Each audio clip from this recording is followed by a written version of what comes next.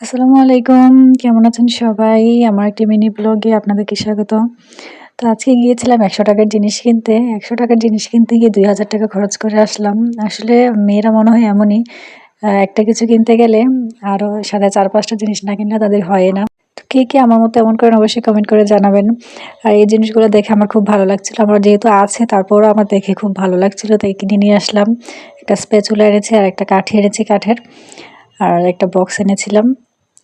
তারপরে ঘরে পরার জন্য স্যান্ডেল এনেছি। তারপরে স্যান্ডেল আনতে গিয়ে আবার এই জুতাগুলো পছন্দ হয়েছে। তো এগুলো নিয়ে আসলাম। জুতাগুলো কিন্তু খুব সুন্দর ছিল। মানে সিম্পলের মধ্যে আমার কাছে খুবই ভালো লেগেছে তাই নিয়ে আসলাম। এই যে দেখুন খুবই সিম্পল কিন্তু আমার কাছে অনেক ভালো লেগেছে। সাথে আমার মেয়ের জন্য কিছু জিনিস কিনে নিয়ে আসলাম। আর আনলাম তেল, একটা নারিকেল তেল আনলাম। তারপরে এনেছিলাম আমার মেয়ের জন্য সুন্দর, সুন্দর কিউট কিছু ক্লিপগুলো দেখে আমার কাছে খুবই ভালো লাগছে। এই যে তো আমি এখানে একসাথে ১২ টা ছিল, ১২ টাই নিয়ে আসছি। আর একটা ব্রাশ এনেছিলাম। আর আমার হিজাবের জন্য ২ টা পিন এনেছি। আর আমার মেয়ের জন্য এই যে দেখুন একটা কিউট পুতুল। আসলে এটা কি রিং ছিল। তা আমার দেখে ভালো লাগছে তাই নিয়ে আসলাম।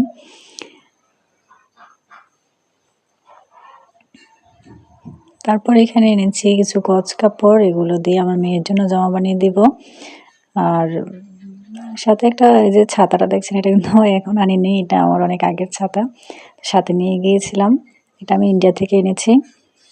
আর এখানে দেখুন লাল কালারের একটা গজ কাপড় এনেছি প্রিন্টের মধ্যে, সাথে লেসও এনেছি। তো লেস দিয়ে সুন্দর করে আমি একটা আমার মেয়েকে জামা বানিয়ে দিব। আপনাদের সাথেও কিছুদিন পরে শেয়ার করব বানানো হয়ে গেলে। আর মূলত গিয়েছিলাম আমি এই জিনিসগুলোই কিনতে। এই যে আমার মেয়েকে আরবিতে ভর্তি করেছি মক্তবে। তো এর জন্য এটাকে কায়দা বলে, কায়দা এনেছি। তারপরে পেন্সিল, রাবার আর শার্পনার এনেছি। আর রাবারটা দেখুন কত সুন্দর, কিউট একটা রাবার। আর সাথে কিছু কলমও নিয়ে আসছি। আজকের মতো এ পর্যন্তই। ভালো থাকবেন সবাই। আমার জন্য দোয়া করবেন। আল্লাহ হাফেজ।